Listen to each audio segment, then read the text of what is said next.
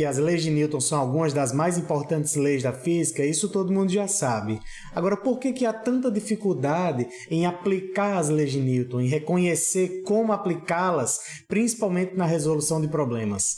Então, hoje é a primeira de 2 aulas que vai mostrar na prática o porquê que isso acontece e, principalmente, como aplicar corretamente as leis de Newton voltado para a resolução de problemas. Então, se você tem esse tipo de dificuldade, assiste esse vídeo até o final, porque a aula está incrível. Fala, meu bichinho, professor Adam Medeiros, para mais um vídeo sensacional. Se você não nos segue no Instagram, já corre lá e segue agora, @Academia da Física. E hoje nós vamos falar, como eu já mencionei, sobre aplicações das leis de Newton. Essa aula é uma aula também conceitual, então nós vamos falar sobre os tipos de força e as equações que calculam essas forças. Vamos estudar as relações entre essas forças e na próxima aula vamos de fato aplicar as leis de Newton, né? Se essas aulas se propõem a estudar as aplicações das leis de Newton, nós temos que aplicá-las, obviamente. Sério, professor? Claro que sim, né? Então, bora pro quadro. Tá aqui o nosso quadro lindo, maravilhoso. Então, vamos lá. A primeira coisa que eu queria mencionar com vocês é que existem 2 tipos de força. Professor, mas só 2? Não são vários tipos de força? Calma, vocês vão entender. Então, eu vou caracterizar a força em 2 tipos. Por quê? Porque existem as forças de campo e as forças de contato. Como assim, professor? Que bexiga é isso? É o seguinte, as forças de campo, elas ocorrem à distância. E as forças de contato, obviamente, precisam do contato, né? Para ocorrerem. Lógico, contato. De novo, né? Ora, se você quiser exemplos de força de campo, existem inúmeros exemplos. Na mecânica, o mais icônico, ou a mais icônica das forças de campo, é a força-peso, certo? Que a gente vai falar sobre ela na aula de hoje. Agora, força de contato também tem várias. A gente pode falar em força de contato. Uma delas, notavelmente, é a força de atrito. Tem também a força normal, certo? A força elástica. E é lógico que nas outras frentes da física existem inúmeras forças que são hora de campo, hora de contato. Mas eu queria primeiro categorizar para vocês, porque isso é importante e isso em geral também é contado nas questões, que existem as forças que atuam à distância, a força-peso é uma delas. A atração gravitacional, que na verdade é a generalização do peso. O peso advém da atração gravitacional entre os corpos. Ainda nesse curso de Física 1 a gente vai falar sobre gravitação também.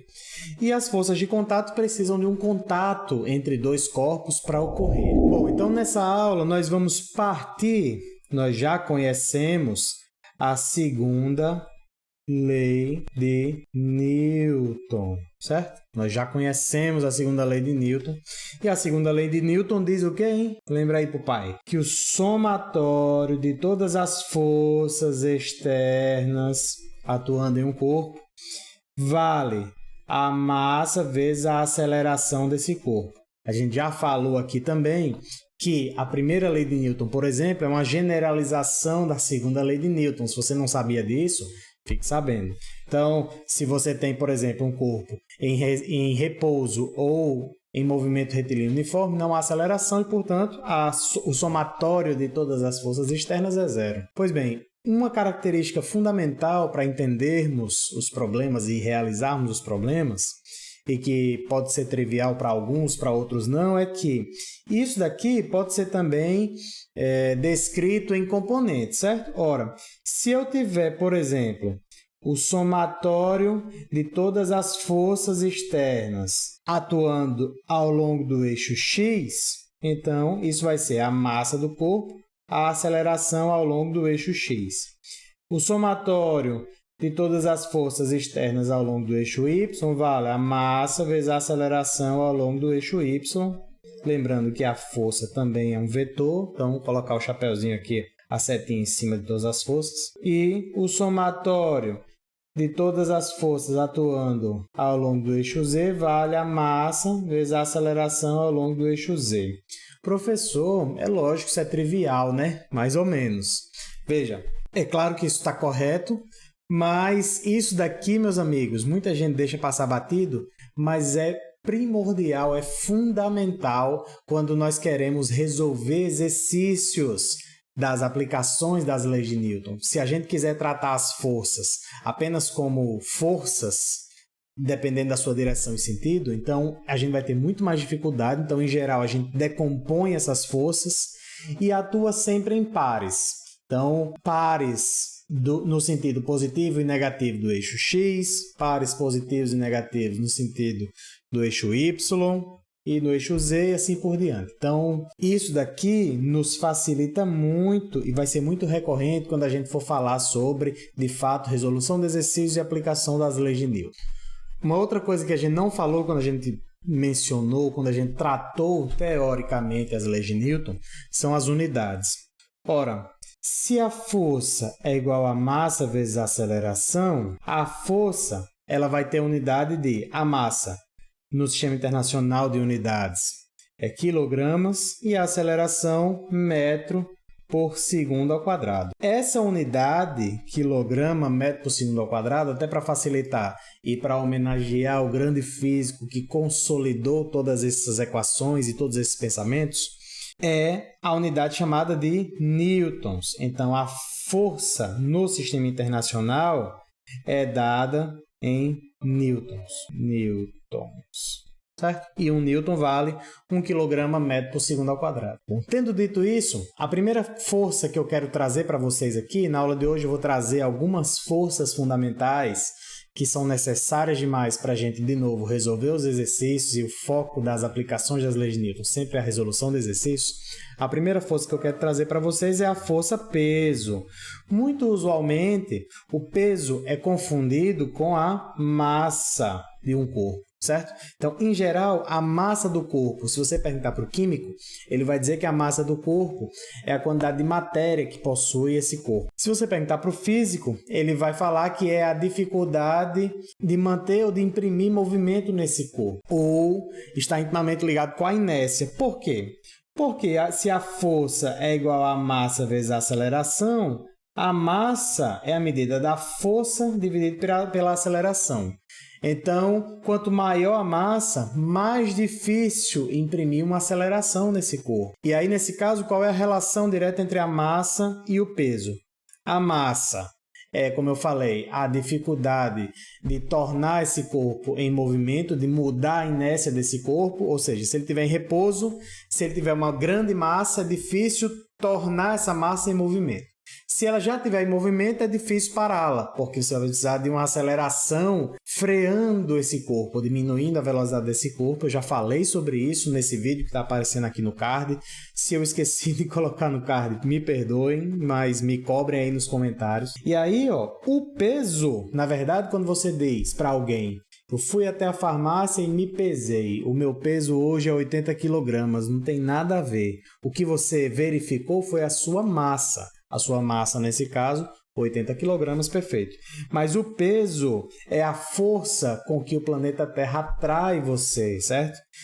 Se você quiser, tudo isso, vejam, eu vou falando aqui... Eita, bati no microfone, né? Eu vou falando aqui, mas não estou anotando nada. Então, vocês podem e devem ir pausando esse vídeo e fazendo um roteirinho.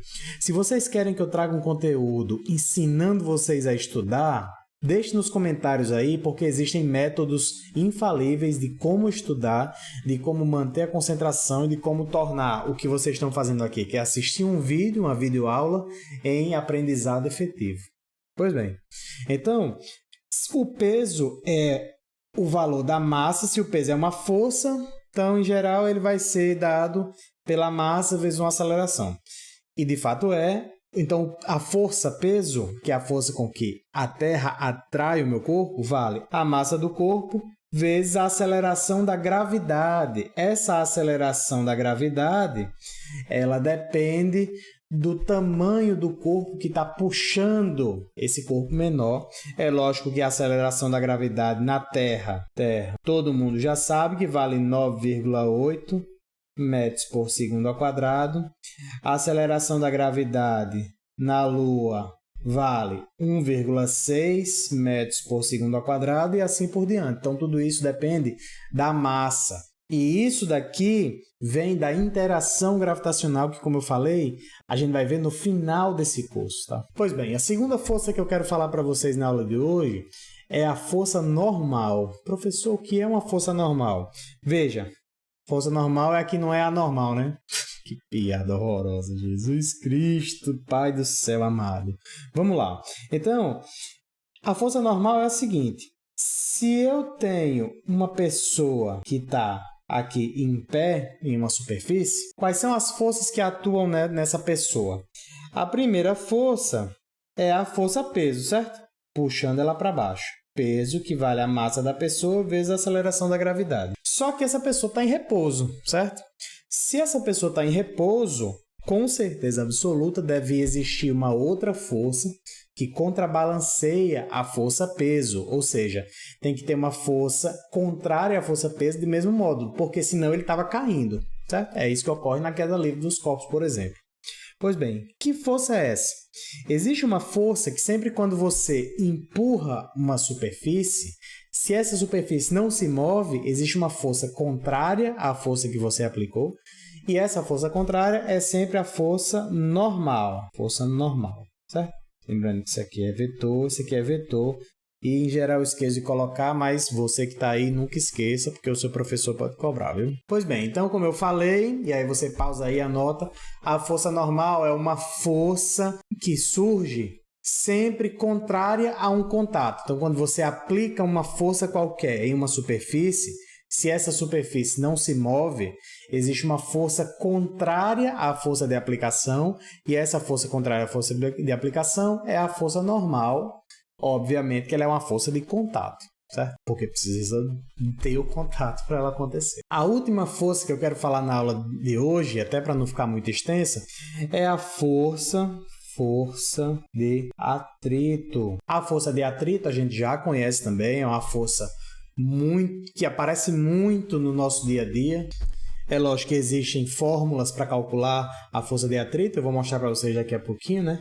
Mas a força de atrito, conceitualmente, é uma força também de contato, que depende da rugosidade entre os dois corpos. Então, é uma força que surge exatamente no contato entre dois corpos, certo? Como a gente já sabe o que significa atrito, a palavra atrito, né? E aí, a força de atrito, ela é importante porque vamos fazer o seguinte raciocínio. Suponha que eu estou caminhando normal e eu consigo caminhar por quê? Quando eu piso o pé no chão e eu inclino meu corpo para frente, a minha sandália ela tá fixa no chão e ela não escorrega, certo? Se ela escorregar, eu vou acabar caindo.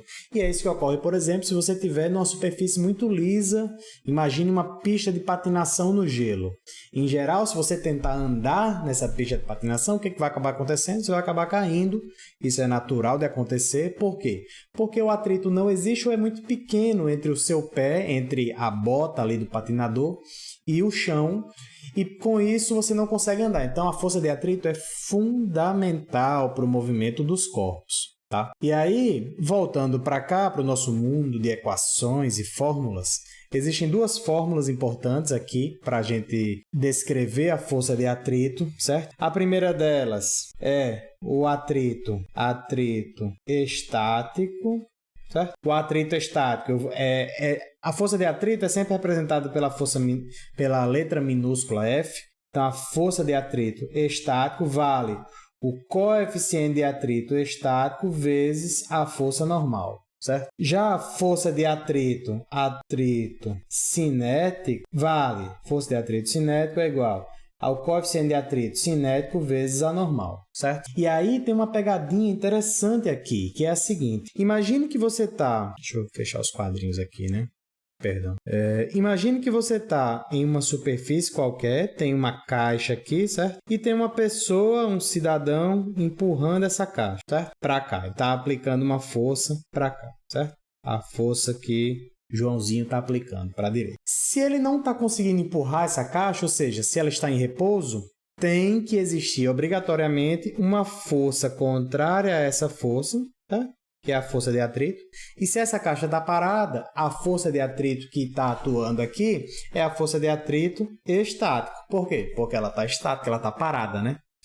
E aí uma coisa interessante é, Joãozinho ele pode, por exemplo, começar com uma força de 2 newtons. Se a caixa está em repouso, quanto é que vai ser a força de atrito estático? 2 newtons. Se Joãozinho comer um arroz e feijão e aumentar a força que ele aplica para 4 newtons e a caixa ainda estiver parada, quanto é que vale a força de atrito? 4 newtons. Por quê? Porque a caixa está parada e essas forças têm que se balancear se a caixa estiver parada. Então, quando a gente fala de força de atrito estático, o coeficiente de atrito estático, na verdade, é o coeficiente de atrito estático máximo, certo? Acima da força de atrito estático máxima, o que acontece? O cidadão consegue empurrar a caixa. Então, vai existir um coeficiente de atrito estático máximo vezes a força normal. Então, aqui está a pegadinha. Por quê? Porque se vale a força normal, nesse caso, se essa superfície é horizontal, é igual a força peso, certo? Peso é igual a força normal. Então, quanto maior o peso, maior a força normal. Por isso que a força de atrito também é muito maior para uma caixa muito grande e muito pesada.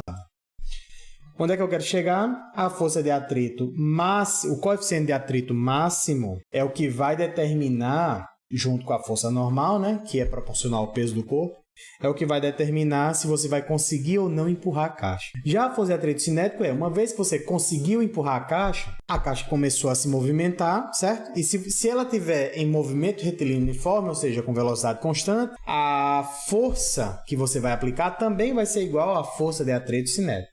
Mas, em geral, pense quando você está empurrando um corpo.